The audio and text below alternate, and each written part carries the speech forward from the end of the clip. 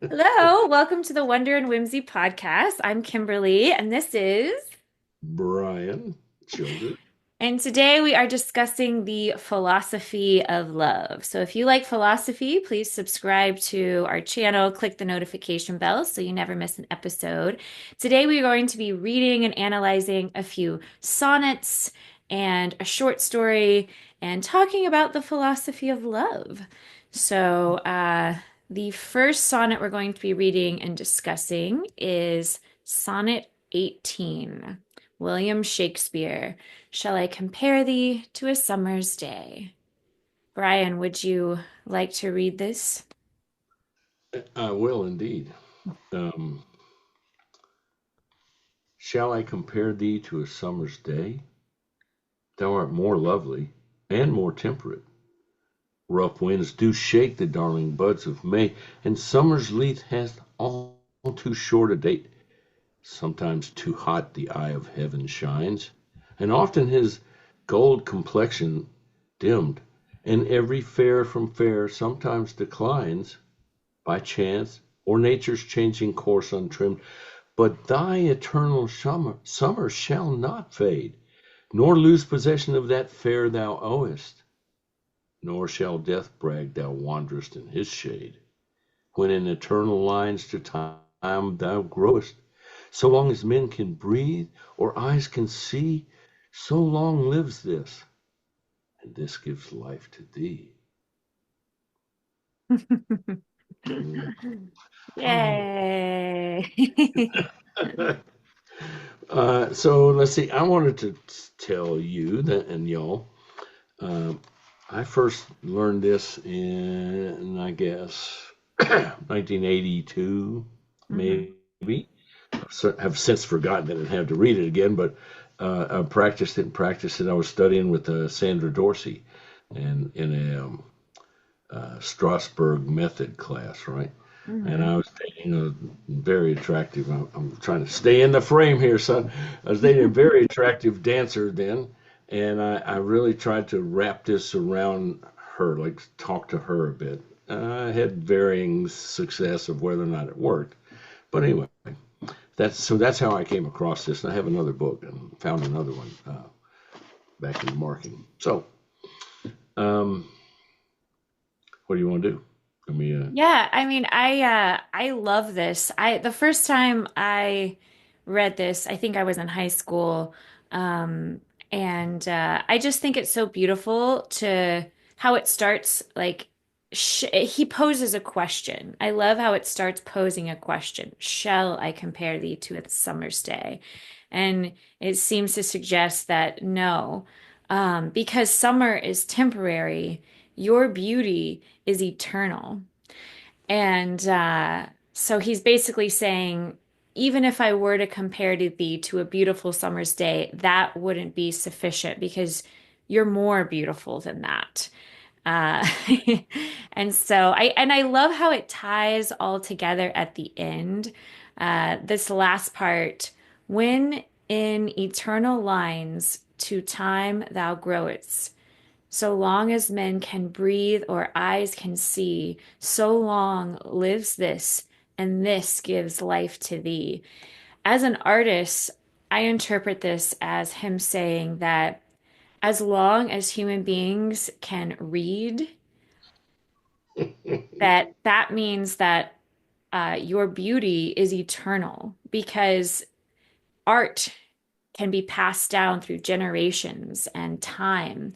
And when you can create a piece of art that people can experience long after you're gone, that makes your legacy, your meaning, your message, your art eternal, lasting forever. So, in a sense, he's saying the beauty in this poem will last forever so long as people can read it and experience it.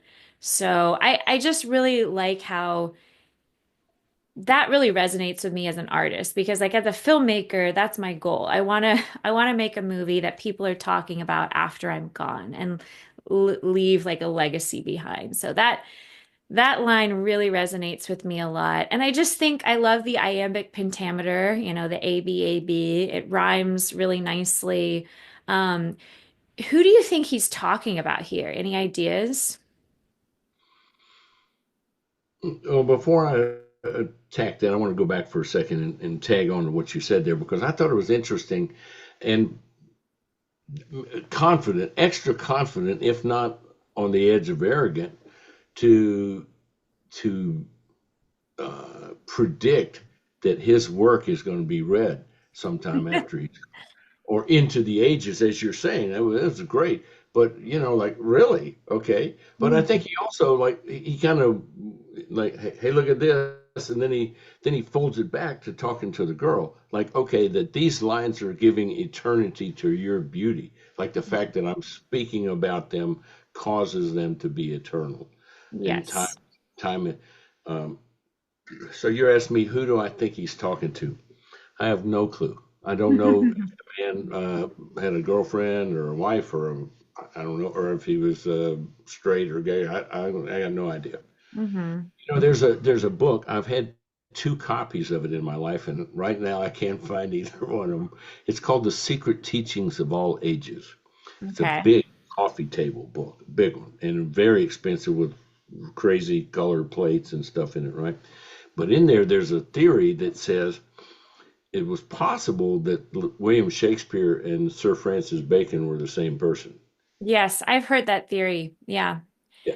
And it's interesting. They map on pictures, and it looks pretty good. And there's a lot of theories, but so he could be him. He could be talking to science. I could be talking to Copernicus. I don't know. Do you Hmm. know? You have an idea who he might be talking to? Well, it's a good question. I do find it interesting that he says, and often is his gold complexion dimmed. So he uses his. So that leads me to believe this might be about a man. And he's talking about the beauty of a man because he says his. Mm, So originally, like the first time I read this, I thought this was about a woman, but then the more I read it, the more I realized that that line really like sticks out to me. And I don't. often is his gold complexion dimmed. I have to disagree. I raised an objection. Objection, Your Honor. Well, because I think he's talking about the sun. Yeah. Because the And line before it says that's sometimes, another interpretation. Is he talking about the subject of the poem or is he talking about the sun? Yeah.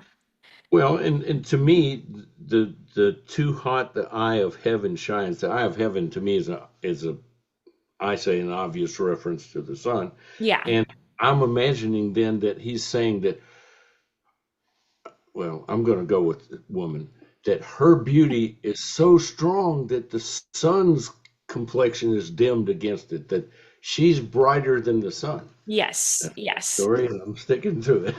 No, that's exactly how I first interpreted the poem. But then I read it a few times and I thought it's possible that it means, his. So you It's never know possible. exactly who he's talking about, but that's the You, beauty of poetry. It's open to so much interpretation.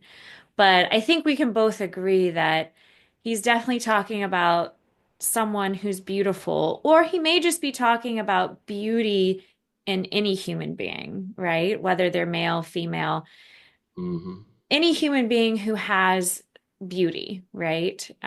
Not just aesthetic beauty, but like inner beauty, that inner radiance, that essence. Um, but I do love the idea of how many of us, as time passes, we have this longing to to hold on to memory, like to preserve beauty. And in some ways, poetry is a way of preserving beauty. If you can capture a beautiful idea through the art of poetry, in that sense, it is preserved. So he's kind of being very meta in that way. But I love thinking about the power of art and legacy. And we both know that Shakespeare is a legend, but it seems like he's predicting his own, like you said, it's almost arrogant. Like he's predicting that, yes, this you'll will be be reading talked about. these centuries into the future because I'm Shakespeare. So maybe he had a healthy sense of himself. I'm wondering also, like this book here, I don't know if he sat down and wrote them all in order, like in a Hmm. sequence. Was this like an assignment he gave himself? Did he do them just as they came to him? Is this his bathroom reading? I mean, I don't know. I'm making jokes, but the way this book is characterized here, all the love poems of Shakespeare, it's a whole book of quote love poems. They don't Right. all read to me like he's extolling someone's virtue, either physically or intrinsic, right? They don't all read to me like that. A couple, I picked out that other one that we're going to do that also to me reads like he's speaking about a person. Here's the words I learned in Latin class: feminine pulchritude. I Hmm. said. So, 51 sounds like that to me. Um, Hmm. and anyway, I'm just wondering, like, did he do this as an assignment for himself? Was he working with somebody else? Did he have a Yeah. coach? Did he, I'm trying to grasp out here to the philosophy, like, why did these things come into existence? Like, what was he out to accomplish? Or was his heart brimming with love and he had to express it? Quick, give me a quill. I got to write. I don't know, one time in my life, so I was a drummer for my whole first life, like till I was 40, right? Went to Hmm. music school, all that kind of stuff, right? I'm a well-educated musician, right? But I'm not facilitus on the piano and stuff because I'm a drummer, right? Hmm. I woke up one morning, I had a whole song in my head. I had the melody, I had the chords, I had the words, everything. Jumped up, ran to the piano, wrote it all down. Boom! There it was. That happened once in my life. Okay. So I don't know. Maybe he's that guy, like, quick, bring me the quill. Yeah. What do Who you think? knows? It's a great question. I do wonder if, his reason for doing this is just to capture beauty and memory, and transcend time, create something that outlasts him, uh, create an idea that people are talking about when he's gone. I wonder if that was his whole motivation, to inspire. Who knows? It's hard to know, but it does sound like when I read this, it does make me wonder if this is about a person that he loved, Mm. someone he was in love with, like not just a character he made up in his mind, but a real person that he thought was beautiful. So, Do you have any experience of him writing about a particular person that he was in a relationship with? well, there's all kinds of theories about, okay, all the things that he wrote, are they reflective of his personal life? Mm. And I feel like they have to be to an extent, you know. Maybe not like maybe the characters aren't an exact depiction, but I mean, he must have a muse, he must be inspired. We all, as artists, are inspired by our lives, right? So I'm sure some of his writing has to be related to his personal experiences, right? I've run us two filmmakers, actually a pair first, and then subsequently another one that were very young, like 19, 20, 21. That wrote One of them wrote a film called Tomorrow Never Knows that I was fortunate that I got to be in, and it was astounding because I was alive during the time period that they wrote about. I Mhm. knew, like, the character that they wrote that I played was a man that lived down the street from me. I knew the way that these young men wrote so authentically, so crisply, so accurately. Like, where the hell you learn that? How did wow. And then a young man, 21, wrote this magnificent film. Someday it will come out. We Mhm. shot it last year. Uh, as part of it is a personal journey about his life, but the his recovering, or that's not the right word, recounting the time of like the 60s, the mid to late 60s. It was astounding to me. He's 21. how you do that? How do you know about this? Like, where did you get this from? So I'm asserting that it's possible for someone to write some really astounding work and not have personal experience with it, personal knowledge of it. But I don't know Mhm. how they do it, you Yeah, know. I agree. I feel like inspiration, I mean, that's a great question. Where, if you're a writer, if you're a painter, if you're an artist, where does that inspiration come from? If not your life, right? Where does it come from? Yeah. That's a great question. And it's well, they talk about divine inspiration. They talk about the Bible is inspired by God, and like, okay, Mhm. well, or like, I don't know, we could talk about that for 10,000 years, right? Yeah. And that listen, I read something. I've done a lot of reading and studying about esoteric philosophy and that kind of on that side of the world, right? I Mhm. don't take the Bible literally because it doesn't make sense to me to do that. Anyway, I read something that's Jesus. I'm also old, and I'm at that place, and I'll be talking about something like, whew, gone. It's like, hey, it went out that window in the back of your back.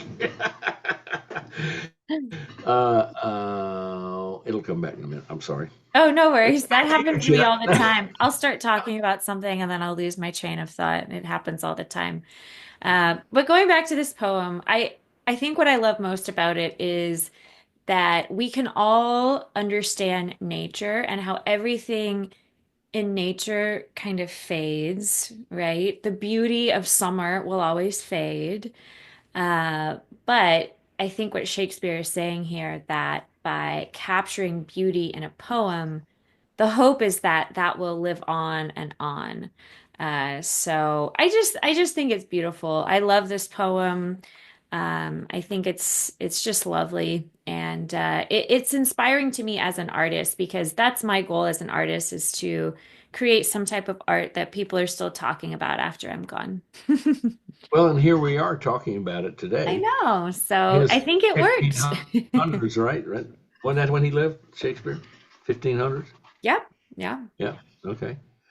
I think I read that they found his whole Globe Theater or whatever. Like they found the actual one and they preserved it. I think I've heard that. Yes, the globe is preserved. You can like go visit it and see. It's kind of like a museum. So, Okay. Can't tread the boards there, huh? No, yeah. Would so you to like speak. to move on to the second sonnet? I'm actually am remembering a little bit. We were talking about divine inspiration. Where does it come from? Like, where could we get this? And I do believe that there's some. Uh, earlier they talked about divine right monarchies. Like, okay, well, there's some. I just squirrel. This meeting is being recorded. Great, thank you. I noticed it at the top up there. Um, so I have room in my thinking that there is certainly a possibility for divine inspiration. And then I say to myself, I go outside and I look at nature and I watch one spring. Like spring's coming now. It's February the 9th and I'm Mm-hmm. having pollen already, right? Mm-hmm. Spring, so the seasons they're moving, they're changing. I'm not going anywhere political with it. I'm just saying it's happening, and so to me, to be divinely inspired, I just have to go outside and look. Like Yes. I can't figure out how all this is here by accident. Like that it just does not compute for me. So I Mm-hmm. think there's plenty of room for divine inspiration, and I like what you just mentioned about the way he's calling a summer day. He's bringing nature in, and he's comparing, or shall I try? Well, it's not even sufficient to match your beauty. Yeah. Yes. I All right, think shall we move on now? You ready to go? sure, sure. Yes, but It's I a suggestion. I agree with you. I think going outside and looking at nature can inspire a lot of creative thought because nature and thinking about how nature came about, that's definitely inspiring. So I agree. All right, yeah, let's move on to the next one. So you picked this one out. Would you like to read this one as well? Sonnet 51? Sure. I'm happy to read whatever you'd like me to read. Sure. Sonnet 51. All right, here we go. Thus can my love excuse the slow offence of my dull bearer, when from thee I speed. From where thou art, why should I haste me thence? Till I return of posting is no need. Oh, what excuse will my poor beast then find, when swift extremity can seem but slow? Then should I spur, though mounted on the wind, in winged speed, no motion shall I know. Then can no horse with my desire keep pace. Therefore desire of perfect love being made shall neigh, no dull flesh in his fiery race, but love, for love thou shalt excuse my jade, since from thee going he went wilful slow. Towards thee I'll run, and give him leave to go. I love it. It's like a joyful, playful reflection on love's urgency, illustrating how emotion surpasses physical limitations. I think it's really lovely. I love the imagery and the contrast and the metaphor, depicting how true devotion cannot be slowed down by worldly constraints, right? So, what do you like about it? um, I took it a little more literally, I think, though I guess it might be foolish with poetry, but I think he's talking about he can't stand to be away from his love, whoever that love is. Now that you've opened that question, I'm never going to be able to put that one to sleep.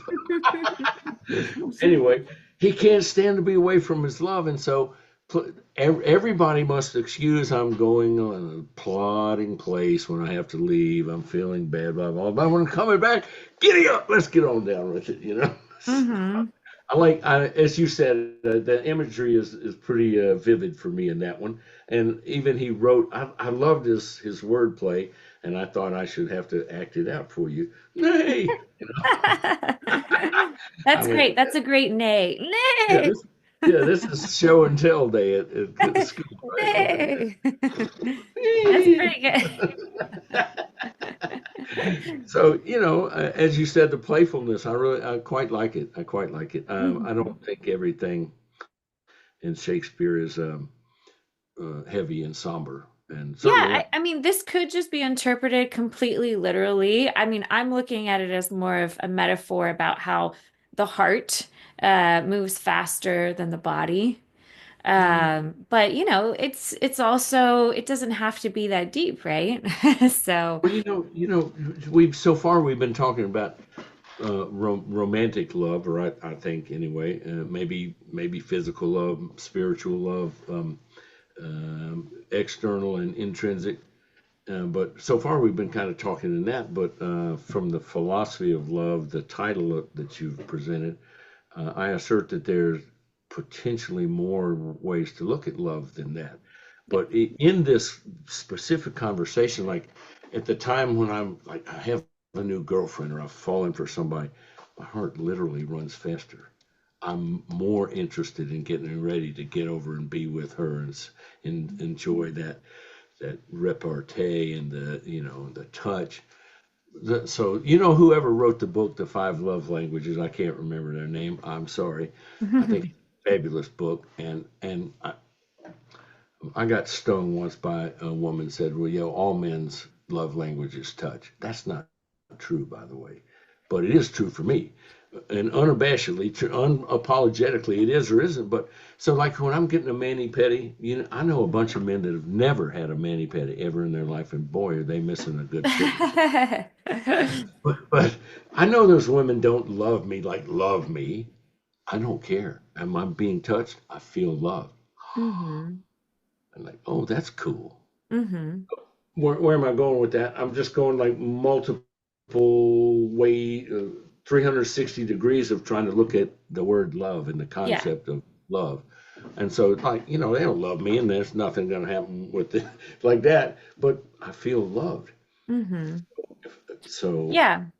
So you kind of equate love as like a feeling, um, that whether it's reciprocated or not, it's true for you, this feeling of attraction, admiration, care, right? I, Is that what I I'm want to take getting? I want to take attraction out because I'm specifically not trying to equate this with any sort of sexual I thing. got you. Yeah. Yeah, yeah. So particularly the example I gave with the mani pedi, right there rubbing my feet. I mean, Mhm. we get along. I make efforts to try and talk with them and socialize a little bit with them, and they're nice ladies and stuff like that. But they call me Mr. Baby Feet, by the way, because Yeah. my feet are so tender.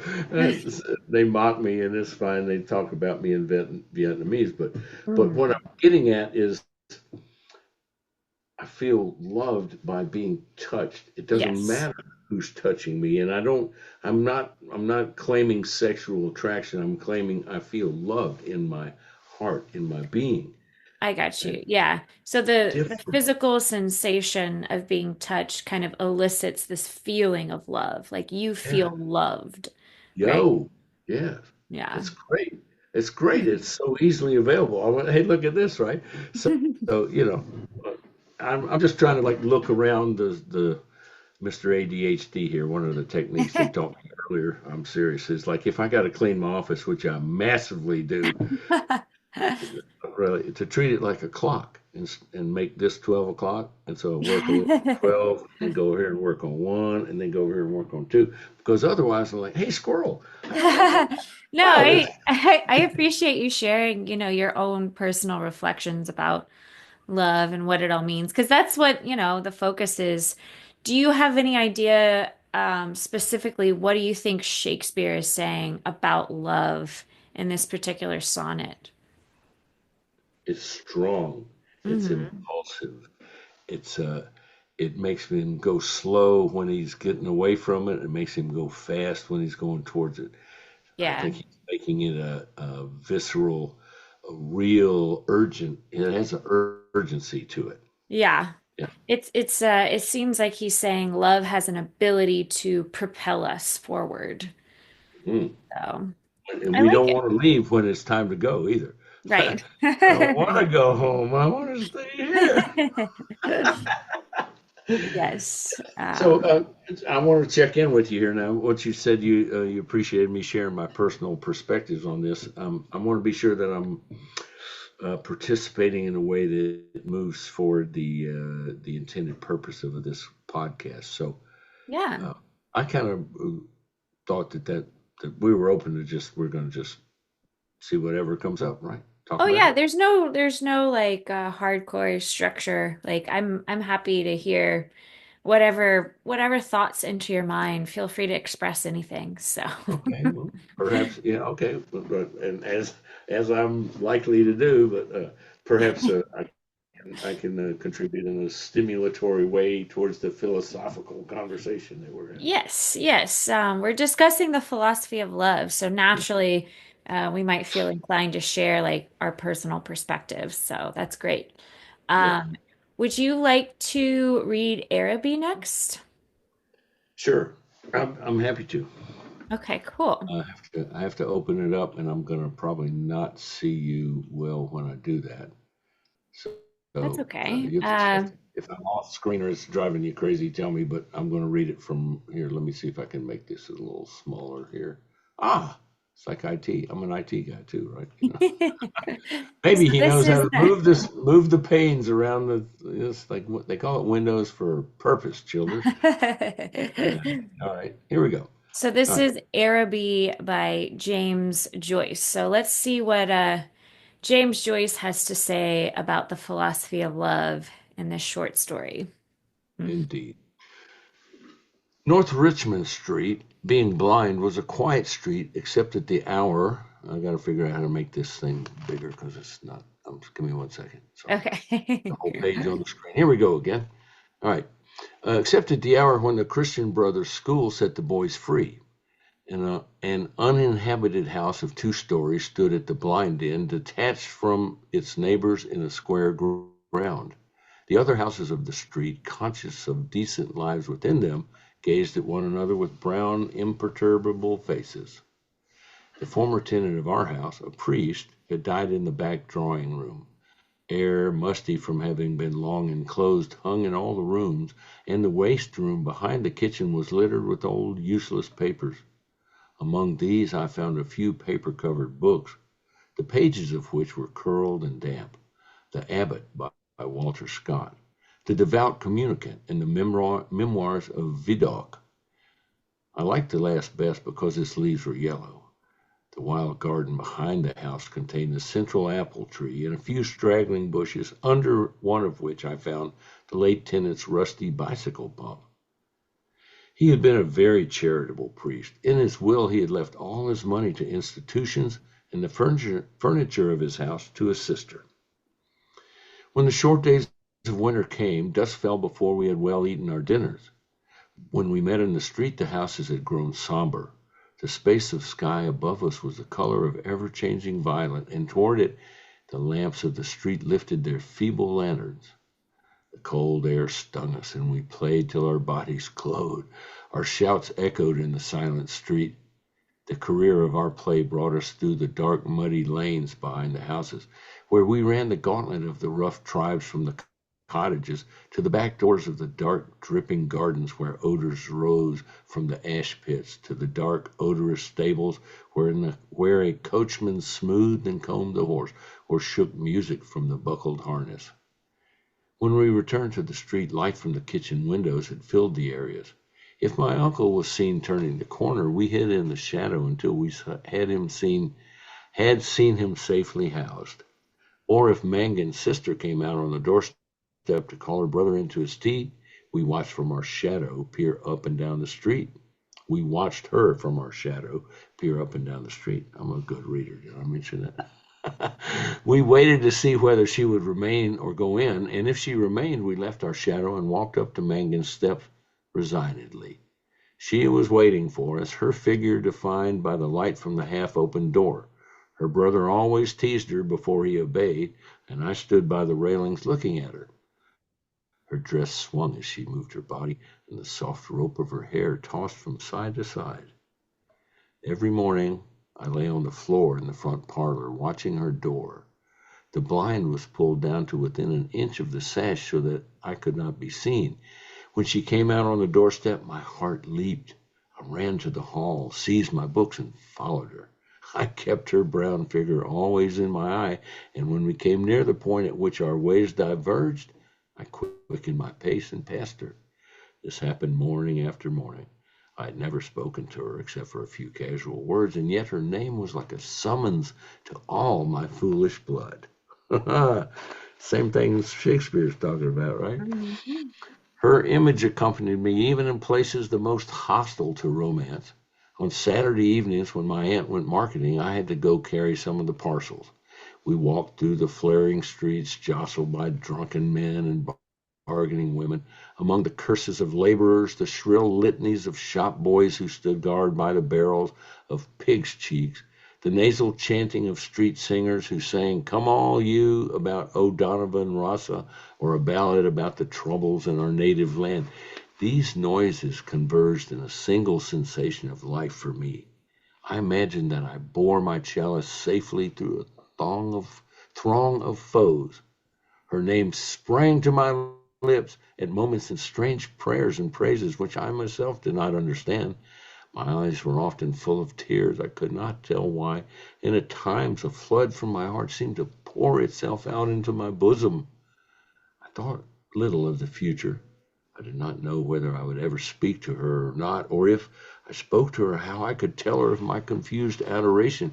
But my body was like a harp, and her words and gestures were like fingers running upon the wires. One evening, I went back into the drawing room in which the priest had died. It was a dark, rainy evening, and there was no sound in the house. Through one of the broken panes, I heard the rain impinge upon the earth, the fine, incessant needles of water playing in the sodden beds. Some distant lamp or lighted window gleamed below me. I was thankful that I could see so little. All of my senses seemed to desire to veil themselves, and feeling that I was about to slip from them, I pressed the palms of my hands together until they trembled, murmuring, oh, love," many times. At last she spoke to me. When she addressed the first words to me, I was so confused that I did not know what to answer. She asked me, was I going to Araby? I forgot whether I answered yes or no. It would be a splendid bazaar. She said she would love to go. And why can't you? I asked. While she spoke, she turned a silver bracelet round and round her wrist. She cannot go, she said, because there would be a retreat that week in her convent. Her brother and two other boys were fighting for their caps, and I was alone at the railings. She held one of the spikes, bowing her head towards me. The light from the lamp opposite our door caught the white curve of her neck, lit up her hair that rested there, and falling, lit up the hand upon the railing. It fell over one side of her dress and caught the white border of a petticoat, just visible as she stood at ease. It's well for you, she said. If I go, I said, I'll bring you something. What innumerable follies laid waste my waking and sleeping thoughts after that evening. I wished to annihilate the tedious intervening days. I chafed against the work of school. At night in my bedroom and by day in the classroom, her image came between me and the page I strove to read. The syllables of the word Araby were called to me through the silence in which my soul luxuriated and cast an Eastern enchantment over me. I asked for leave to go to the bazaar on Saturday night. My aunt was surprised and hoped it was not some Freemason affair. I answered a few questions in class. I watched my master's face pass from amiability to sternness. I hoped I was not beginning to idle. I could not call my wandering thoughts together. I had hardly any patience with the serious work of life, which, now that it stood between me and my desire, seemed to me child's play, ugly, monotonous child's play. On Saturday morning, I reminded my uncle that I wished to go to the bazaar in the evening. He was fussing at the hall stand, looking for the hat brush, and answered me curtly, "Yes, boy, I know." As he was in the hall, I could not go to the front parlor and lie at the window. I felt the house in bad humor and walked slowly towards the school. The air was pitilessly raw. That's a great word right there. The air was pitilessly raw, and already my heart misgave me. When I came home to dinner, my uncle had not yet been home. Still, it was early. I sat staring at the clock for some time, and when its ticking began to irritate me, I left the room. I mounted the staircase and gained the upper part of the house. The high, cold, empty, gloomy rooms liberated me, and I went from room to room singing. From the front window, I saw my companions playing below in the street. Their cries reached me weakened and indistinct, and leaning my forehead against the cool glass, I looked over at the dark house where she lived. I may have stood there for an hour, seeing nothing but the brown-clad figure cast by my imagination, touched discreetly by the lamplight at the curved neck, at the hand upon the railings, and at the border below the dress. When I came downstairs again, I found Mrs. Mercer sitting at the fire. She was an old, garrulous woman, a pawnbroker's widow, who collected used stamps for some pious purpose. I had to endure the gossip of the tea table. The meal was prolonged beyond an hour, and my uncle did not come. Mrs. Mercer stood up to go. She was sorry she couldn't wait any longer, but it was after 8, and she did not like to be out late, as the night air was bad for her. When she had gone, I began to walk up and down the room, clenching my fists. My aunt said, "I'm afraid you may put off your bazaar for this night of our Lord." At 9 o'clock, I heard my uncle's latchkey in the hall door. I heard him talking to himself and heard the hall stand rocking when it had received the weight of his overcoat. I could interpret these signs. When he was midway through his dinner, I asked him to give me the money to go to the bazaar. He had forgotten. "The people are in bed and after their first sleep now," he said. I did not smile. My aunt said to him energetically, "Can you give him the money and let him go? You've kept him late enough as it is." My uncle said he was very sorry he had forgotten. He said he believed in the old saying, "All work and no play makes Jack a dull boy." He asked me where I was going, and when I told him a second time, he asked me did I know the Arab's farewell to his steed. When I left the kitchen, he was about to recite the opening lines of the piece to my aunt. I held the florin tightly in my hand as I strode down Buckingham Street towards the station. The sight of the streets thronged with buyers and glaring with gas recalled to me the purpose of my journey. I took my seat in a third-class carriage of a deserted train. After an intolerable delay, the train moved out of the station. Slowly, it crept onward among ruinous houses and over the twinkling river. At Westland Row Station, a crowd of people pressed to the carriage door, but the porters moved them back, saying that it was a special train for the bazaar. I remained alone in the bare carriage. In a few minutes, the train drew up beside an improvised wooden platform. I passed out onto the road and saw by the lighted dial of a clock that it was 10 minutes to 10. In front of me was a large building which displayed the magical name. I could not find any sixpenny entrance, and fearing the bazaar would be closed, I passed in quickly through a turnstile, handing a shilling to a weary-looking man. I found myself in the big hall, girded at half its height by a gallery. Nearly all the stalls were closed, and the greater part of the hall was in darkness. I recognized a silence like that which pervades a church after a service. I walked into the center of the bazaar timidly. A few people were gathered about the stalls which were still open. Before a curtain, over which the words Café Chantant were written in colored lamps, two men were counting money on a salver. I listened to the fall of the coins. Remembering with difficulty why I had come, I went over to one of the stalls and examined porcelain vases and flowered tea sets. At the door of the stall, a young lady was talking and laughing with two young gentlemen. I remarked their English accents and listened vaguely to their conversation. "Oh, I never said such a thing." "Oh, you did." "Oh, but I didn't." "Didn't she say that?" "Yes, I heard." "Oh, there's a fib." Observing me, the young lady came over and asked me did I wish to buy anything. The tone of her voice was not encouraging. She seemed to have spoken to me out of a sense of duty. I looked humbly at the great jars that stood like Eastern guards at either side of the dark entrance to the stall and murmured, "No, thank you." The young lady changed the position of one of the vases and went back to the two young men. They began to talk of the same subject. Once or twice the young lady glanced at me over her shoulder. I lingered before her stall, though I knew my stay was useless to make my interest in her wares seem more real. Then I turned away slowly and walked down the middle of the bazaar. I allowed the 2 pennies to fall against the sixpence in my pocket. I heard a voice call from one end of the gallery that the light was out. The upper part of the hall was now completely dark. Gazing up into the darkness, I saw myself as a creature driven and derided by vanity, and my eyes burned with anguish and anger. Oh, Really? Wait, where's the rest of it? I know, right? It's That's like it? Hey, you don't want say, this story to be over there, right? Like you don't want it to end on such a sad, depressing note. yeah, where's love? Where's love in this? I know.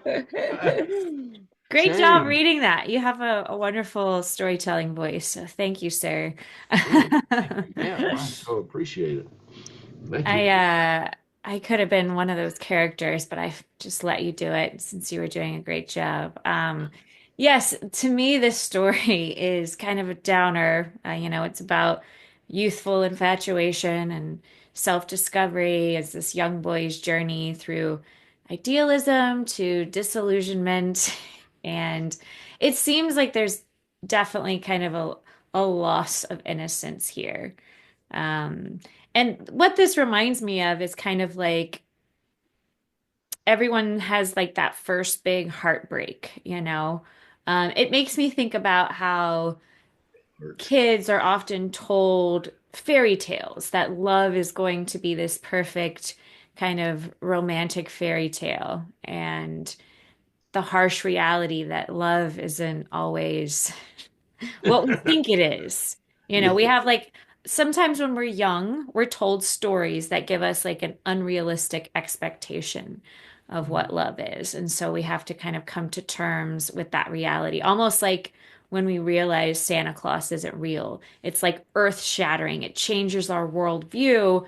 But I think that's necessary in order to embrace what is real about love. Like, I think we have to learn from that pain.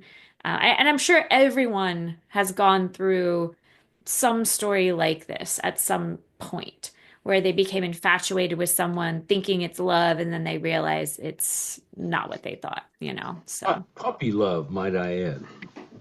yeah. Puppy love. So in this moment, I'm just thinking, puppy love, like when you get a puppy, how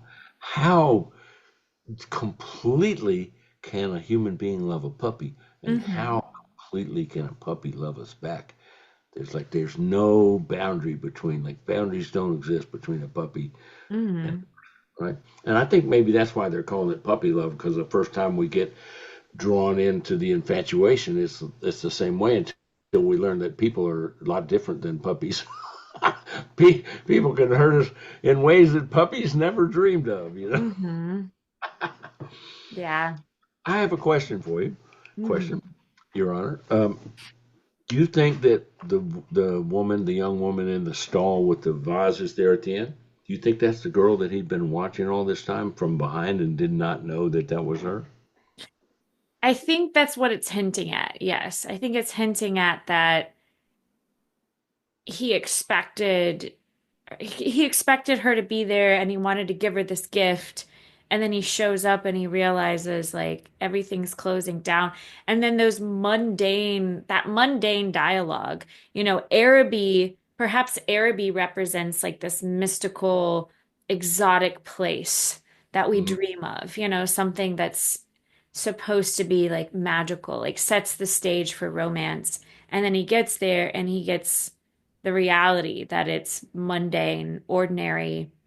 And I think that's what the author is hinting at, that perhaps that girl is the one he was obsessing over. And the idea of her is not the reality of her. And I think as adults, we can relate to this concept because oftentimes it's easy to fall in love with an idea of someone that you've created in your mind. Yo. And then you get to know who they really are, and you realize that Mhm. what you Yeah. appreciated about them was this idea that you created, not the reality of the person. And so I Oh, think if love lasts, that's when you've gotten to know the person and you realize that, okay, they're not this ideal reality. They're not this like fantasy, but they have flaws, they make mistakes, they have problems. But then when you can still find love there, then that's what a lasting, realistic relationship is. But that's kind of what this story makes me think about is at times do we fall in love with the real person, or do we fall in love with who we want them to be, who we hope they're going to be? Do we fall in love with an idea that we've created in our mind about who they are? so a guy named I can't remember his name now. He was a psychiatrist, Scott. Somebody wrote The Road Less Traveled, right? Mm-hmm. And in the book there, he speaks about. He says this really like landed on me hard when I first Yeah. read it. Uh, True, real love, like actual love, demands an act of courage from a person.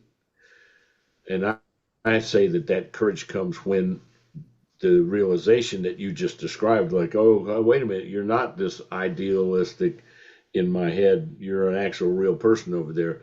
And the courage then is to, like, well, the courage could be a lot of things, but me to you, the courage is to continue to accept you and find ways to be with the fact that you're not the fantasy that I had, right? That's the courage to me. The other way for courage, like in the philosophy of love, the other way of courage is for me to have the courage to look inside and find out who am I being, like am what flaws have I presented to my partner that crushed their image of me too, right? And Right. what can I do about that? Yeah. I've often said I can dig in my own garden. I can't dig in anybody else's garden, right? I can produce flowers in my garden, but not in yours. And stay in your lane is another way to say that, right? Hmm. So anyway, there's a lot to talk about there. I think Yeah. can I segue us or you? No, Sure. actually, I don't. James Joyce, right? I think you correct me if I'm wrong. You probably know better than me. I think he lived in the early 20th century. 19 in the around the 1920s somewhere, right? Didn't when Um, yes, I think you're correct on that, but don't quote me. well, let's say I'm correct, and if somebody wants to prove me wrong, okay. But given that, during that time, I remember there was a silent film like the Somebody of Araby, Yeah. the Prince of Araby, or something like that, and it was a real romantic kind of a deal, silent film. Huh. I'm co-opting to say if he lived in that time and that was an example of romance and love and stuff, it's like to put the name of that on here. And he poked at it a little bit with his uncle, right? But he didn't explain any more why is this called Araby. You know, Yeah. Yeah, that's a good question. I liked it. That's why I Yeah, asked. But I'm curious. So it was written in 1914. yo, there you go. Boom, right Yes. in So there. Araby was written between 1904 and 1906, and it was published in 1914 as part of his collection of Dubliners. So he wrote a lot of stories about Dublin. And so I think there's some religious messages in here, um, Mm-hmm. and about like what Dublin was like during that time. I think that has a lot to do with some of the messages. I think Dublin and Ireland, uh, the British colonial influence on them. I think Dublin might have felt stagnant and dreary, um, possibly. So. As he said several times in there, with the brownness of the this and the stuff like Yeah. that. Yeah, yeah. Well, interesting to me that Araby here in this context is presented as a love story. Like this is like a crushed love story. Yeah. Yes, I Well, love it's that. about heartbreak, you know? It's about the hope for love and then having your whole worldview shattered when you realize love isn't what you thought it was. But it's I look at it as kind of a coming of age story because this is about a young boy who has these strong feelings. It's almost like he has this magnetic pull towards this woman, but he can't Oh, even quite identify what those feelings are, maybe because of like repressed sexuality due to religion at that time, or for whatever reason, it seems like he doesn't even understand why he's so attracted to her or what that attraction is. And he has this fantasy that he's going to bring her this gift and then they're going to like really connect, and it just doesn't happen. So I I think think this story is relatable for anyone who's ever fallen for someone, hoping it'll turn into some ideal romance, and then you realize that person isn't who you thought they were, or it's just the circumstance is far from what you imagined, you know? well, for to be a man and a boy, a young boy growing up, and I picture this guy, an early teenager, 14, 13, something like that, right? Mhm. There's a lot of fear involved there too that Yeah. young boys have to overcome to even say anything to a girl for fear of rejection. It's horrible. It's horrible. And I don't think, uh, I mean, I know females and women and girls have their own set of things that go on during that time, but for young boys, the fear, oh my God, you walk over and ask the girl to dance, she says, no, thank you. And you turn around like it's a walk of shame. It's like, Yeah. oh my God, it lasts 100 miles of this. Oh my God, all the guys are messing with you and like, cat calling you and stuff like that. So I think in here again, like I didn't actually know that he was bringing her a gift, even though I read it. Maybe you saw it, but I thought that she had invited him to come to the bazaar. She mentioned, "Are you going?" And Mm. so he made it happen to go. And if it was the same girl, she didn't show him any warmth at all. Right. Can I sell you something? It's like, well, that's why she invited him to the bazaar. Oh no, he's crushed. He's like, no, I wouldn't like to dance. Thank you. Now he's got the Yeah. walk of shame all the way back home. Yeah. Oh Lord, it's brutal. I don't think females can really truly understand how how rough that is. It's horrible.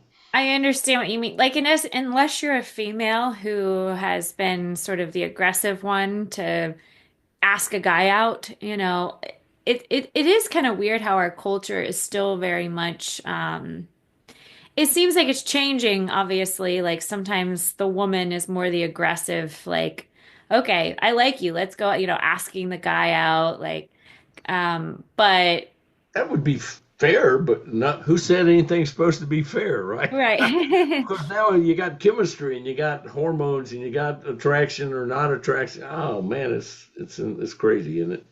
Yeah, and so I can definitely relate to the feeling of like hoping for something more ideal than what the reality is. I can relate to that.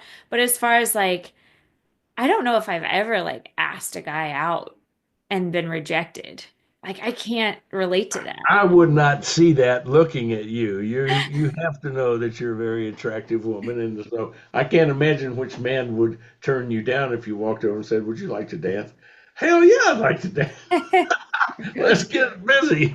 Oh yeah, I'm sure you haven't experienced that, but I don't intend any degradation. I have a lot of respect for you. By the way, y'all listeners, I've known her a long time, Oh and yeah, I don't know. I don't take it the wrong way. But I'm just saying I agree with you. I agree that like you're probably right that more men can relate to that rejection because for whatever reason in our American society, the man is usually more aggressive than the female, even today in 2025. Um, I don't know why that is, but maybe it has something to do with our biology. I really don't know. But I mean, thousands of years of the men being the traditional role, caveman, like, a yeah, man's going to go out and slay the thing and bring home some food, and the woman's going to have the babies and keep up the house. Those are like built into us for thousands of years. They're not going to go away easily. yeah. And I know we're trying to they, them, call 'em- I think, call me, go on. Yeah, so I think this story can definitely relate more to men in general, more than women. I hate to generalize these days about men and women because things are definitely changing, but I can relate to it. I can only speak for myself, right? I can't speak for all women everywhere.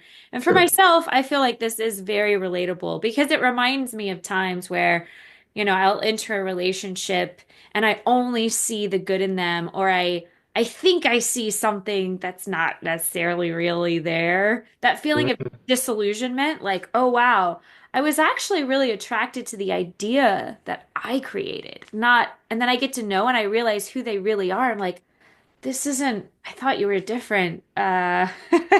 Yes. Yes. So So, okay. So I offered a segue earlier, but right now I have some things to bring to the table. I don't know if you want them at this table or not, but different characterizations of love. yeah, absolutely. I mean, that's what I would love to talk about. We have the one quote I wanted to read and talk about, the Rumi quote. Please. Um, And then, yeah, let's just talk about how, the philosophy of love. So, I mean, I understand that there's so many different perspectives on love, right? Some people think love is just a feeling. Some people think love is a choice. Some people think love is a spiritual thing. Some people think God is love. So, I wanted to read this Rumi quote because I think it's thought-provoking about, what love is. So Rumi says, uh, your task is not to seek for love, but merely to seek and find all the barriers within yourself that you have built against it. What do you think about that? That's, as you say, very thought provoking. Um,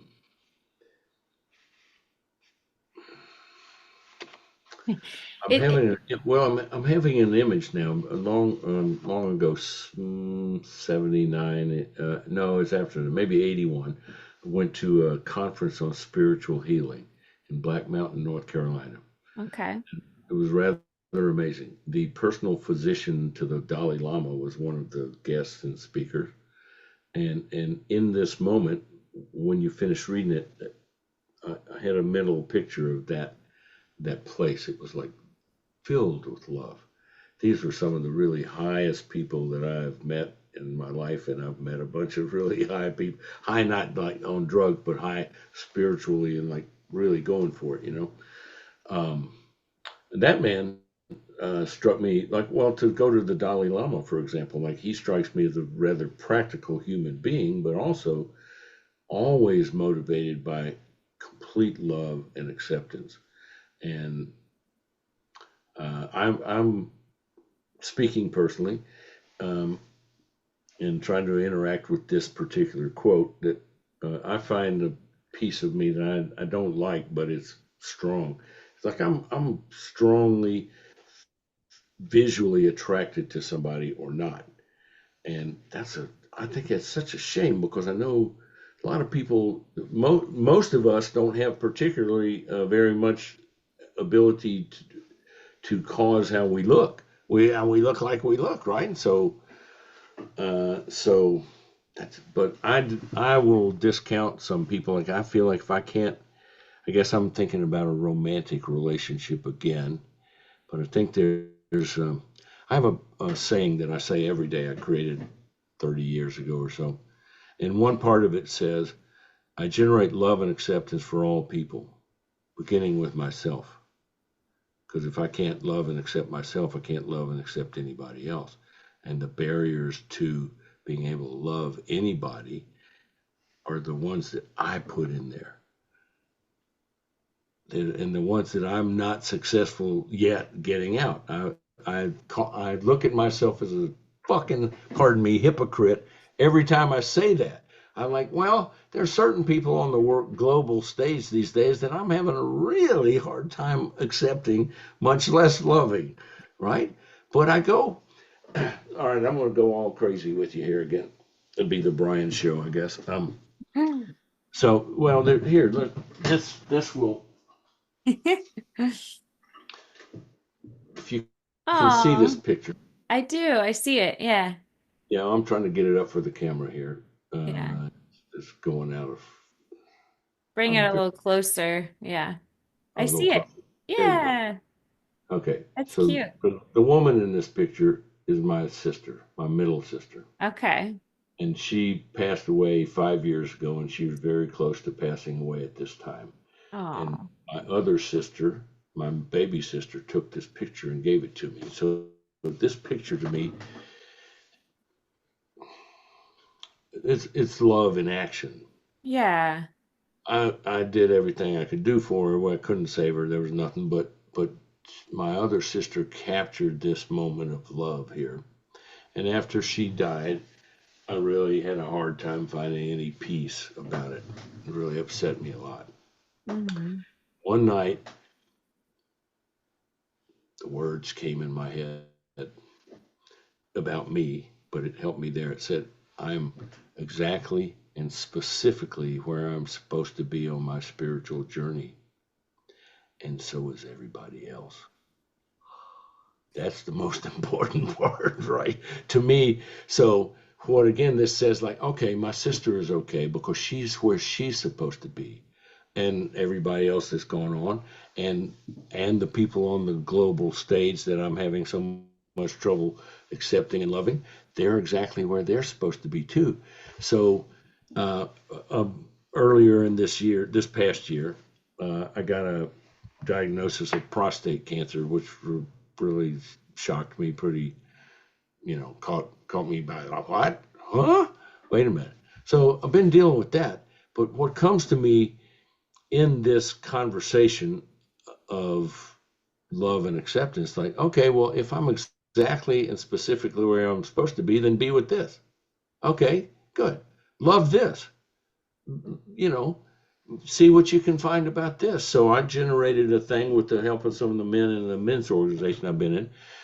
We have our local division is called the Dog Soldiers, and we're named after the Native Americans, Lakota specifically, that their tradition was if their tribe was attacked, their village was attacked, they would take a stake and they would tie it around their foot and they would drive it in the ground and they would stake themselves to the ground that they were their commitment that we will die before we will run away. We will protect our women and children, and we will not run. Okay, so we have a process that we do for ourselves as dog soldiers, and in this thing, I staked myself out for a uh, powerful and contributory journey through prostate cancer. In other words, not to be a victim of it and not to be defeated by it, but that I'm going to find a way to love this part of me now and have it be contributory to other men or women. Women won't get prostate cancer, but their men do. And, the saying is if a man lives long enough, he's going to get prostate cancer. So I'm like, okay. Anyway, I don't make this all about me. I'm just saying that another look at love was trying to find some peace around my sister dying.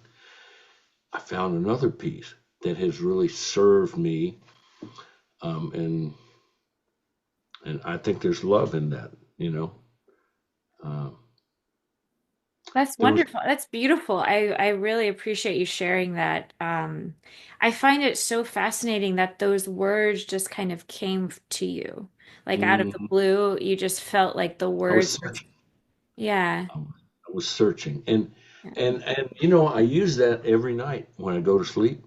As I lay down and go to sleep, like it releases me for the day. And the thing that releases me the most, and so is everybody else. And Like I so don't is have to everybody else. fix Yeah. anybody. I don't have to rescue anybody. I don't have to, like, everybody is exactly where we're supposed to be. Because my belief is, I came across this book, and this is not a commercial, but the book, it's called the Kybalion. And you know of it? I've Have you heard seen of it? it. Yeah, I've never read it, but I've heard of it. I've read it like 25 times now, and I don't do that. I don't do that. Okay.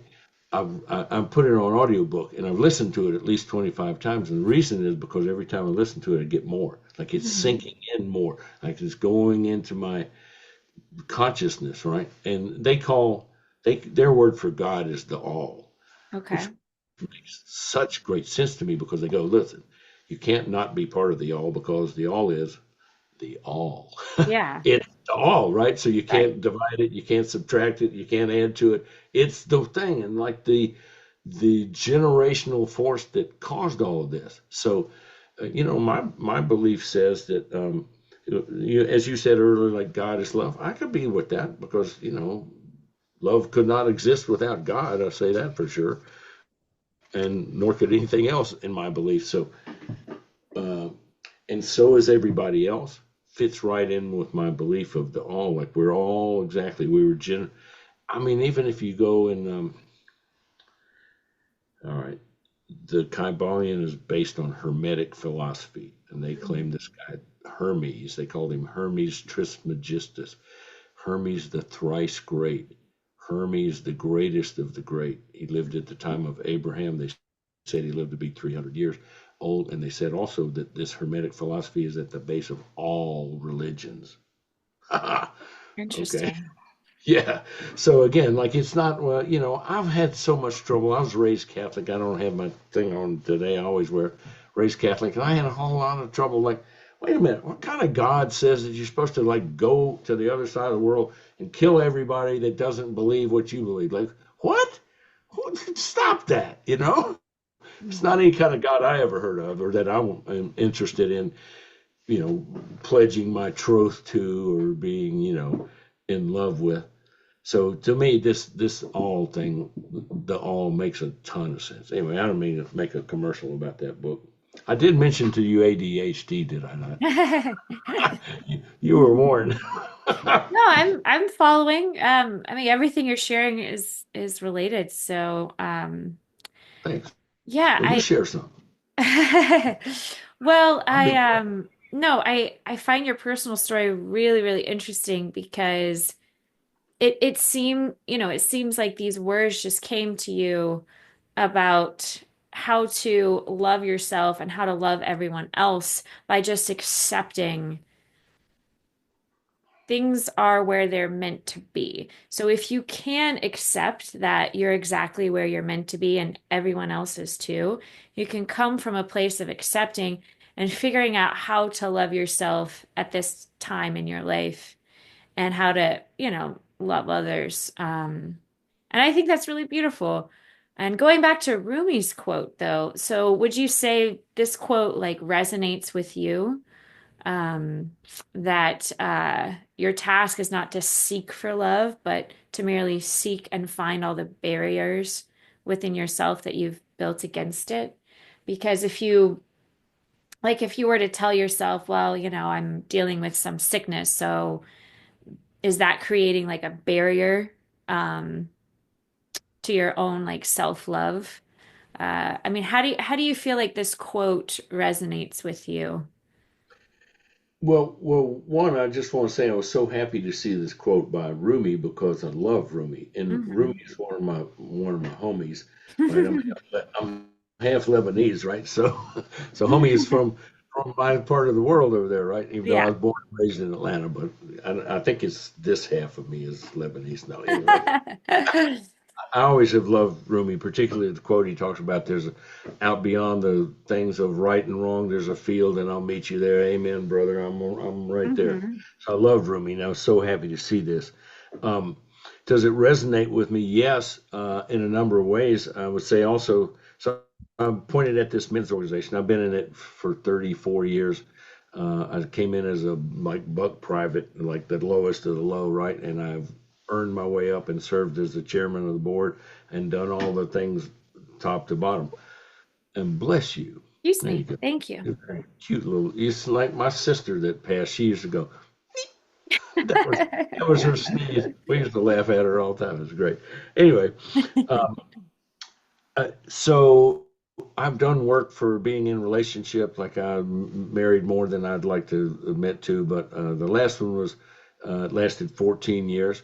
And my ex-wife, I have an open invitation to go and stay at her house in Florida, and we've really worked to be friends. And we have remained. We decided, we committed to not destroy each other on the way out of our relationship because we just went different ways. We needed different things in our life. This was when I came back to acting, by the way, at 60. Oh, And wow. yeah, I told her that. I told whoever was listening, like, I'm fortunate to be pretty good at a lot of things that I've done in my life, right? But I think I'm the best at acting. I think that's the thing that I'm the best at. And Mm. I've been over doing IT and all this kind of stuff. I wanted to go back to acting. So I did. Now back to this. Um, the men's work, and wanting to be in a relationship with a woman because I like it. I crave the attention. I like the opportunity to reciprocate, stuff like that. And I was telling my ex last night, we were speaking, I was telling her I think that I've kind of have led with my sexuality, right? If I have any. How bold of me to say such a thing, right? Anyway, uh, uh, prostate cancer has humbled the shit out of me. Let me tell you. Okay. Uh, I've had a couple of radiation things, and all of my man stuff, they look like they beat it with a damn baseball bat. It was horrible and hurt and painful. And I haven't had any, and they've destroyed my libido. And they told me they were going to. And I went, well, you better bring the big stuff because I got a good, strong libido. They've killed it. They've taken all the drugs I'm taking to destroy my testosterone. And so whether I wanted to or not, like I thought, what purpose? The nurse practitioner I saw a couple of weeks ago said, "Yeah, you're good for hand holding. That's it." I went, "Hey, great, or at least temporarily while I'm still taking this testosterone destroyer, right?" So again, it comes back to me. I go, "Okay, now I have a perfect opportunity to really look inside. Like, okay, I can't really. If a woman came over and said, 'Hey, I'd like to jump your bones,' I say, 'Well, have fun because there ain't nothing happening over on this side,' right?" So it's a great opportunity for me to sit down and look and go, like, what do you think love is exactly? Like, okay, or do you want companionship, or do I want people to go walking with me, which I have a group of walkers, praise God, to help me get up off my ass and get exercise, right? Yeah. Uh, but I think it's a great opportunity for me to look at the barriers now and like, okay, all right, we'll be with this now. All Yeah. right. I wouldn't have chosen this. Believe me, I just wouldn't have chosen this. But I'm very fortunate. I've gotten off very lucky compared to a lot of men that I read about. I'm on a social media site with prostate cancer people. I'm Hmm. very fortunate. But I think it's a great idea. And I've been using it like, okay, well, I'm not going to go chasing women now. I'm going to sit down and take a look and go, what's up with you? Who am I being inside? Hmm. We have a saying in our men's organization to be the man I always wanted to be. And that's not like the man I feel like being today. It's like, to me, it's like a iconic kind of look. Like when I was a kid, I was dreaming about when I grow up, I want to be this man, you know? Yeah. Yeah. And That raises some interesting questions. One, how romantic love is often viewed as closely connected to sexuality, yeah, and the difference between sexual attraction and romantic love, how they're related, how they're different. Can you can you have healthy romance without the sexuality? Like, do you have to, like, is it considered, is love valid? Is romantic love valid? I mean, there's people that are asexual, um, that aren't really interested in sex, but they still have romance. So that brings up kind of an interesting question about what is romantic love and can it exist outside of sexuality? And I mean, any thoughts about that?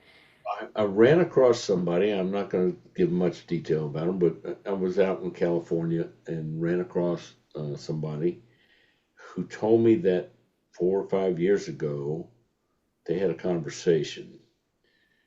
I don't. I think he brought it on because he was saying, well, when they did get around to sex, he lasted about 20 seconds, and then that was it. And it took her quite a while longer than that to achieve any satisfaction from the sex. They're both in my age range, right? And uh, and they decided that they're just going to skip the sex. They just skip it. Like, okay, we're done. Okay, and both of them seemed like okay. It kind of met both of their needs. He felt like he couldn't really do what was necessary to satisfy her, and apparently she was tired of being frustrated of not getting satisfied, and they just called that off. They're still well married. They love each other. Hmm. They're romantic with each other.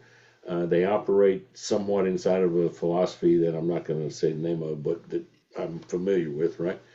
Um, an instituted relationship, right? And like that. But yeah, so I just heard of that, and I'm thinking to myself, I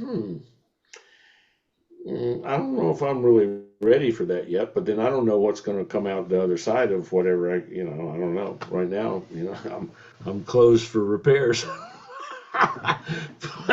So let's see the question.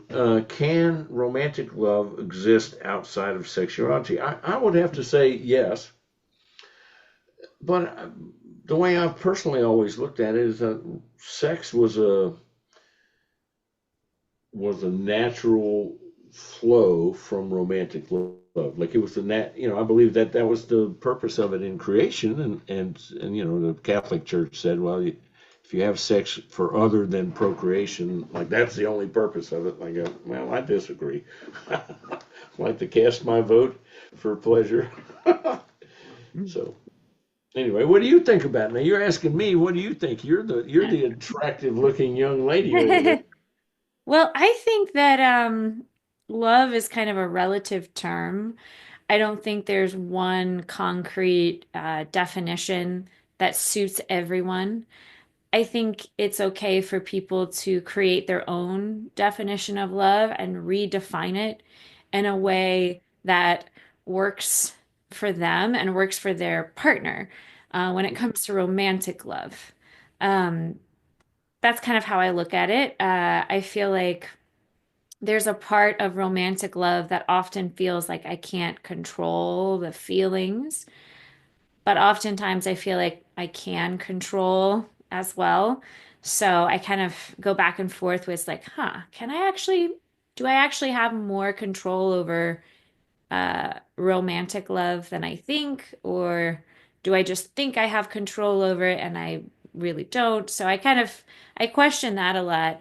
But I definitely think that love can exist in a romantic way outside of sex because there's so many different ways of being intimate.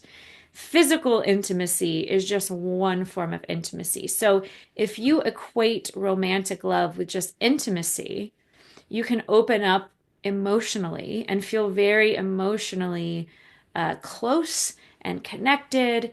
And that to me is a deeper romance than just the physical stuff. So whenever I enter a romantic relationship, I'm more interested in developing a deeper bond, a closer bond beyond just the physical. So I Yeah. think romance can exist outside of, to me, like the sex stuff is more like icing on the cake. Um, so Yeah.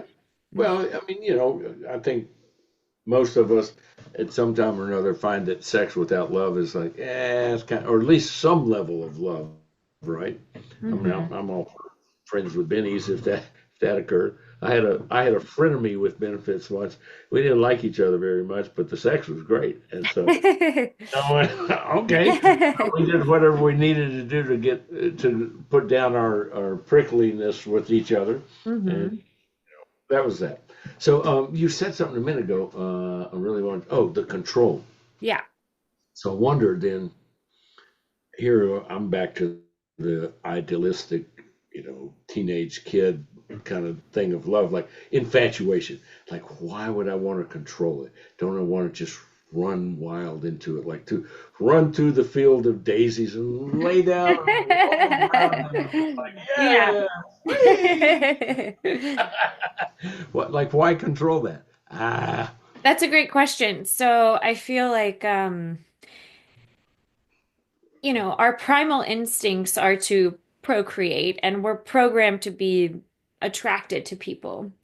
mhm. So if I just kind of surrendered every time I was attracted to someone, I don't know if that would be a healthy lifestyle. One, I don't have the time or energy. Two, I don't know if you can actually separate physical intimacy from emotions because I feel like our mind and body are one. Our emotions affect us physically. Our physical state affects us emotionally. So they're very much one and the same. It's like some people think, oh, I can just have sex and it be completely numb, emotionless, no strings attached, just a physical exchange. I question if that's humanly possible.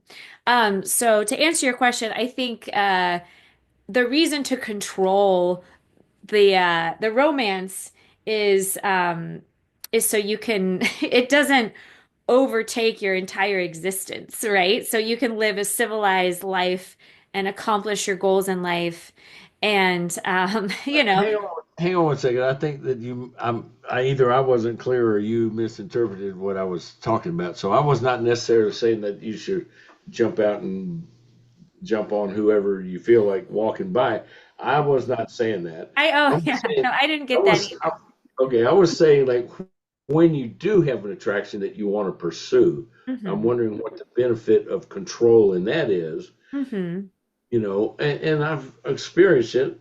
Um, I don't know. Sometimes it shows up like they really don't like me as much as I hoped that they would. Like they're exerting control. Or sometimes I think it's used as like a game and a manipulation to remain distant. And it's a distancing mechanism to use control. But I was just looking down that road. I wasn't I suggesting got that you. we Yeah. walk down So for when the I sake said of could, it.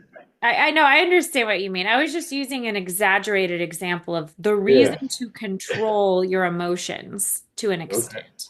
And I wasn't speaking of control as in like controlling the other person, just kind Oh. of having control over who I choose. Because I feel like I could allow myself to surrender to any feelings of romantic attraction. Um, but I feel like I can choose to allow myself to surrender to it, or I can choose to kind of put up a wall and not go there, not open that door.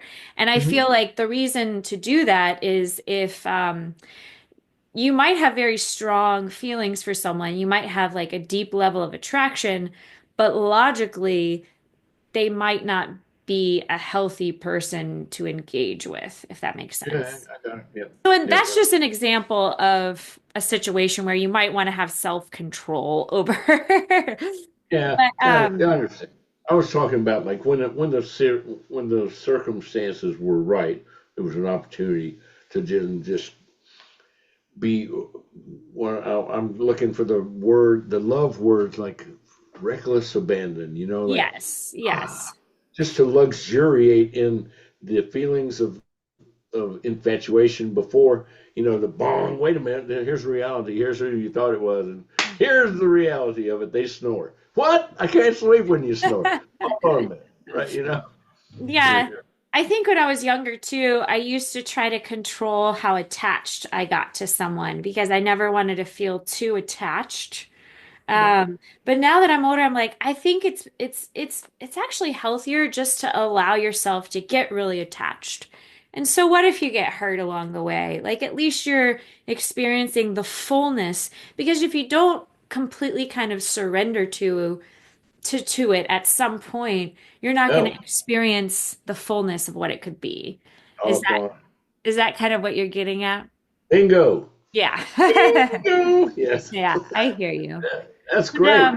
going Is back it to better this, to have loved and lost than to never have loved at all? Right? yes, that's a classic quote. Isn't it Yeah. though? And if you don't ever completely surrender to the love and just throw caution to the wind and just give it your all, how do you know what it could have turned into? If you're always kind of trying to control it. Yeah. So, um, I hear Back. you.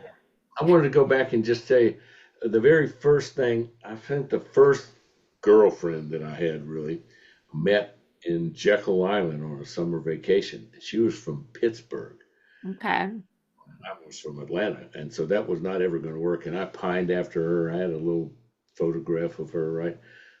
Pined after her. And I can still feel the feelings of infatuation that we had at the beach. It was like a little summer romance, it's like it was great. I love it. I love to kind of go back and like by the way, I'm at the age where I'm starting to find myself sitting around thinking about stuff that happened a long time ago. The way they talk about geezers and stuff. No, don't say that. No, Ah! don't say that. But so that also brings up a question. What do you think the difference between infatuation and love is? Because you kind of were talking about, oh, I still feel that infatuation, but do you think you can define it in words, like the difference between infatuation and love? Well, a smart ass answer would be one word: reality. That, that's the difference. That's the wall in between those two states when you hit reality, right? And go, oh, wait a minute, they snore, or they're a vegan and I'm a whatever. Who's the guy that just I'm a carnivore, or whatever. Like when you hit reality, or I had some girl. This is crazy. After my sister died, she had a whole bunch of she did needlepoint stuff, and she had a ton of that stuff. And I put it out on like, give it to Brookhaven or whatever like that. This woman came over here to get it, and we were getting along pretty well, like really good. And we were kind of like, yeah, let's go have a beer or something someday. Okay, good. Meanwhile, she saw something I posted on Facebook and came back and accused me. I forget the word she used, and I'm maybe a fascist. I don't know. Whatever it was that she said, was totally not me. Like, what the hell? What? What? And then she just like walled down. I went, okay, well, I don't know what happened. I have no idea what happened there. But so there was the difference between infatuation was moving along and any possibility of love when hit the wall. Of there was some, in that case, a fantasy because whatever she was saying about me was not true. But I'm off Wow. track. Yeah. So what is the difference between infatuation and love? Again, if we go back to Scott, whatever his name was, was that his name? Who wrote the? It doesn't matter. You don't have to look it up. But the, an act of courage for actual love, an act of courage is required, right? So then I have to look. I have to go back and look inside of me. Let's go back to Rumi and go. I have to look inside of me and go, what am I judging about this other person? And is that a way I want to be, right? Judging and assessing. Where am I making them wrong? And why? What's in it for me? What's the payoff for me to have them be wrong over there? This is an opportunity to go back and seek out the barriers that I have built against love. What kind of judgment have I made about however they are that I am deciding I can't be with if they're, you know what I'm saying? Yes. So So when you approach love the Rumi way, it's it's almost like you have to let go of of searching for love outside yourself and more or less do some soul searching, whether that's journaling, meditation, therapy, whatever it is, to think about what walls have I built that's preventing me from accessing love within. And I do find it interesting that Rumi doesn't just view love as like an emotion or an external pursuit, but as a universal divine force within that is transcendent and spiritual. And when we can access love within ourselves, I feel like Rumi thinks that love is our natural state, but our society teaches us to put walls and barriers. we've been social. Um, yeah, social I don't mean conditioning. politically. I don't mean politically. I mean we've been taught the rules of the game. You can't fart in people's houses. And, you know what I'm saying? It's like, I mean, some people have rules like you come in their house, you take your shoes off, right? I don't like that rule. Mhm. I like wearing my shoes.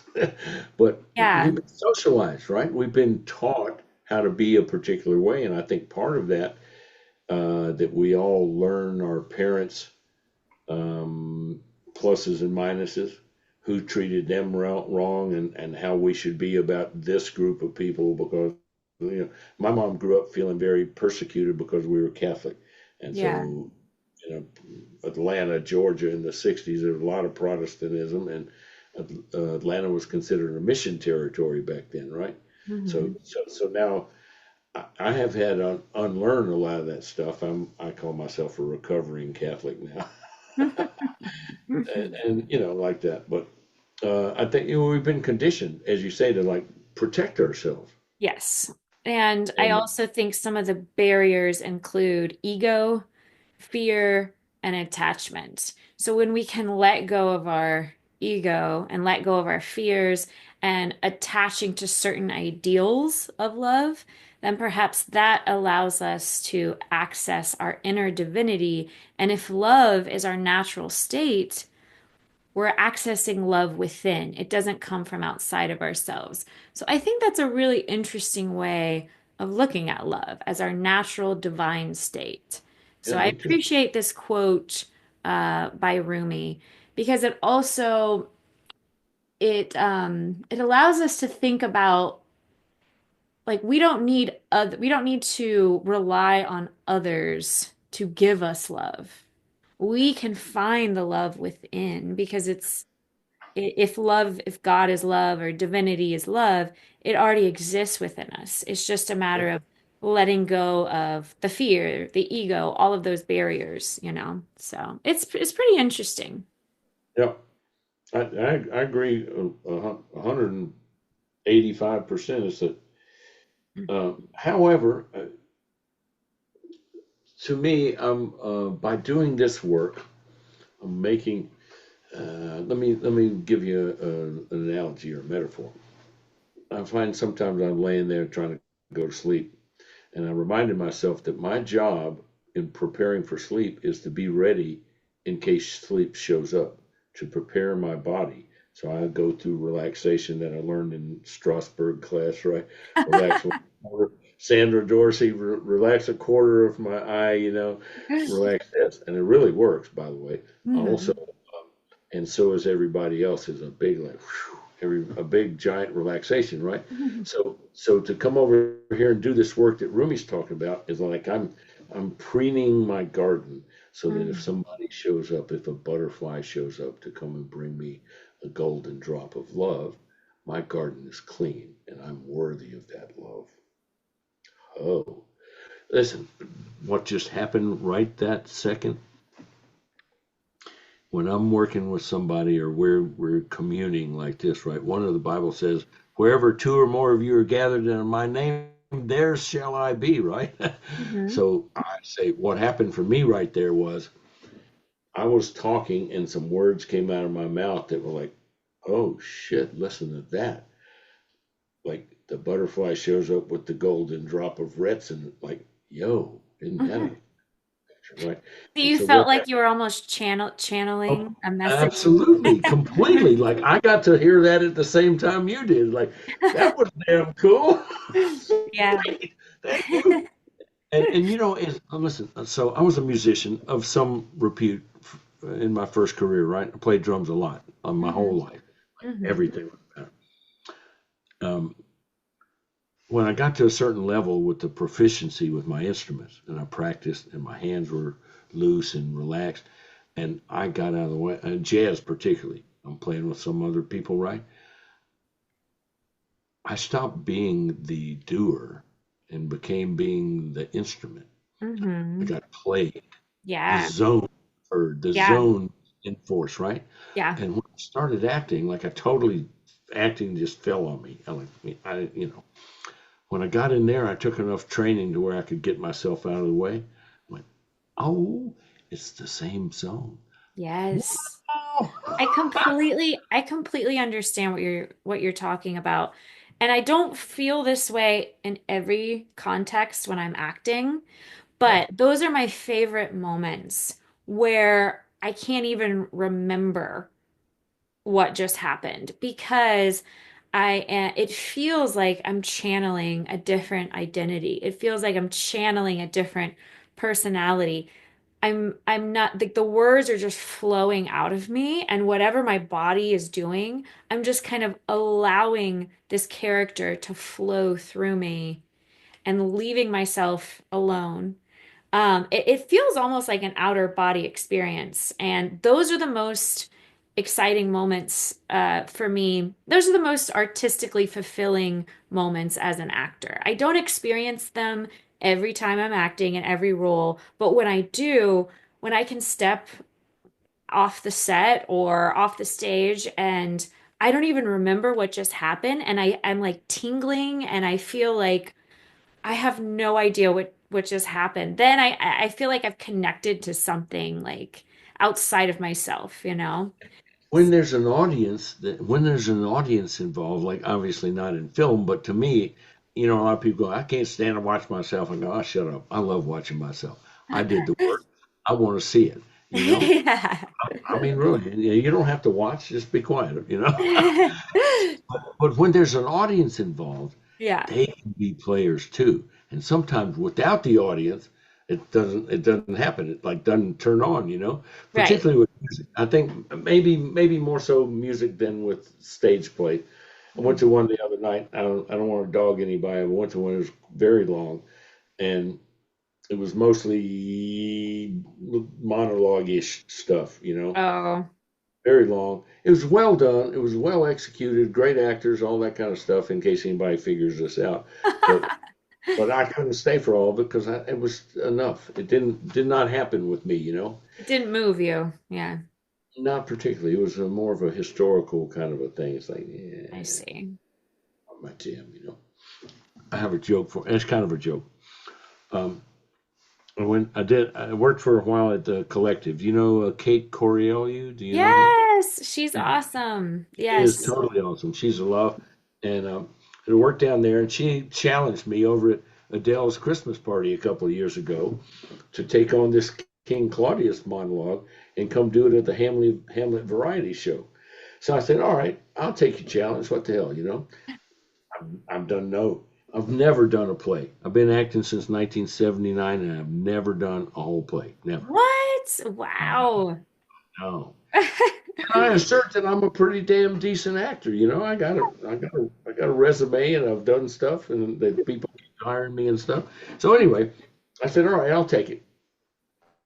So I went out there and wearing this foolish cape that I bought, and I went out there and I did the King Claudius monologue, and they videoed it and they sent it to me, and I watched it. I hated every second of it. Oh. I hated. I didn't believe me for a Yeah. second. I didn't. It Yeah. was like, oh, this is horrible. So at the very end of it, in character, he stands up and he does the sign of the cross, and they're applauding by now. So I give a little bow to the audience, and I turn around and walk off. So after I watched that, I cut out that piece I just described. I Mhm. posted it on Facebook. I said I did a little Shakespeare thing last week, and here's what I'm comfortable sharing. Great. I felt good about that. Yeah. Anyway, I don't know who got it or who didn't, but so I've seen Kate recently, and she complimented me on my performance, which astounded me. And I said, I've decided I'm going to stay in my lane.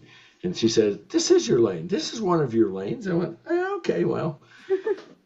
So here we are today reading Shakespeare. That's funny. When I came Yeah. back, when I came back to acting, Sandra Dorsey said, "I see Shakespeare in your future." I went, "Nah, I don't think so. Nah, I don't think so." So I don't know. I don't know what to do with it. I mean, I love that we're talking about like acting now because that also brings up the different forms of love, you know. There's love between a romantic partner. You brought up your sister, your family love. That's a Mm. different form of love.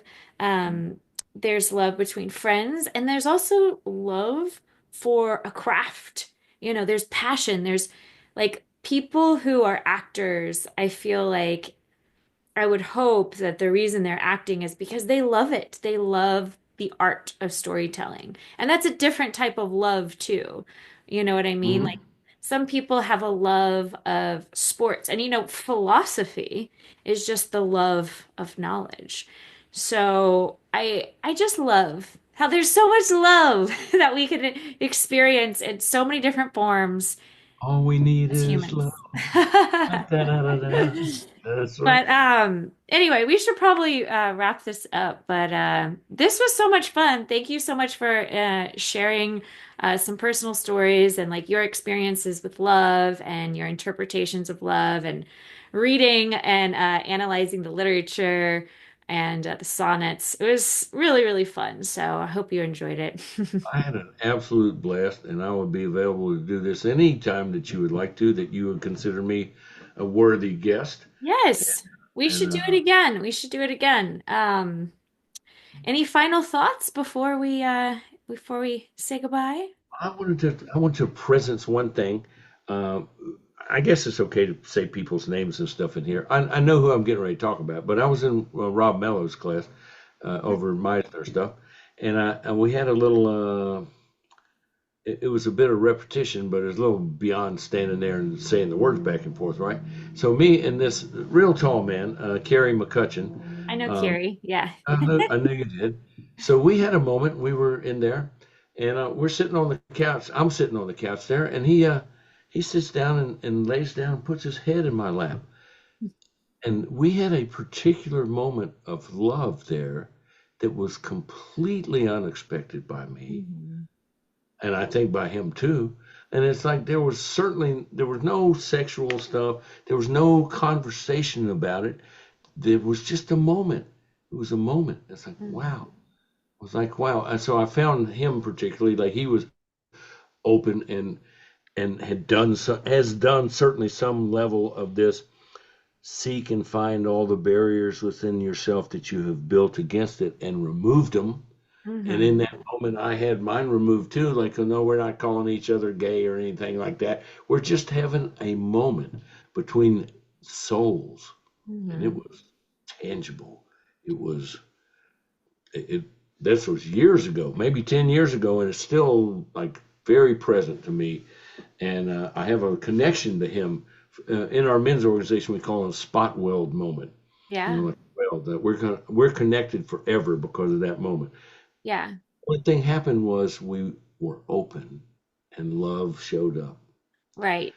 It's like being prepared for sleep, like relaxing myself, and if I'm fortunate, sleep will come. If Yeah. I'm prepared and clean in my soul, love will show up. Yes, I think if you keep an open heart and an open mind, love can show up in unlikely places. Friendship love, you know, romantic love, all the different types of love. I really light up inside when I start feeling a sense of love. You know, I teach yoga And I often feel a strong love for my students, especially the recurring ones that have been coming for a long time. Any fitness class I teach, there's a level of love I feel for my students. I teach kids ballet, and there's I have moments where I just feel so much love for my students. That's a special type of love between teacher and student Yeah. that I never expected to feel when I was younger. I never knew I would be a fitness instructor, a health coach, or a ballet teacher. I never knew I would be a teacher of anything. Yeah. But the love between teacher and student is unlike any other type of love. That's just an example of times where I suddenly feel this overwhelming warmth and appreciation that it can only be described as love. Yeah. But they happen at unexpected moments. And yeah, I could probably think of other examples too, like what you experienced with Carrie, like with just friends. It's innocent love. And in some ways, I think the love between friends in some ways is deeper than romantic love because it transcends sexuality and it transcends that physical attraction. It's deeper and it's more like soul affirming. So, Yeah. Yeah. Well, uh, less expectations too. Like in a romantic situation, I think we put expectations on each other. Like, well, my inner fantasy of love goes this way, and if you're yeah, not the way that matches that, I'm unhappy or whatever, unfulfilled or all that stuff. Yeah. yeah. So friend love or platonic love, right? I have to go back. I'm what do you call it? I'm woefully. What they say? I'd love to engage in a battle of wits with you, but I appear unarmed, or you appear unarmed, or whatever. I'm woefully unprepared about philosophy. Like I'm not a student of philosophy, but I've stumbled across a little philosophy in my year. Anyway, I know we were trying to wrap this up. It's been an absolute delight. I would be happy to do it again if you want me to, and give me some heads up. Maybe we won't do it on Super Bowl Sunday next time. Yes. Thank you for chatting with me and doing this on Super Bowl Sunday. Yeah, this was a lot of fun. Very, very, very fun discussion. So we should do it again. And for those of you listening, let us know if you have any thoughts about the sonnets we read, or the short story we read, or the quote by Rumi. Let us know, what do you think love is, and how does love affect you in your life? We would love to hear from you. Join the conversation. And if you like this podcast, please share it with anyone that you think would benefit from listening. Hopefully, this makes you think about love and how we can love each other better. So, till next Okay. time, take care and bye.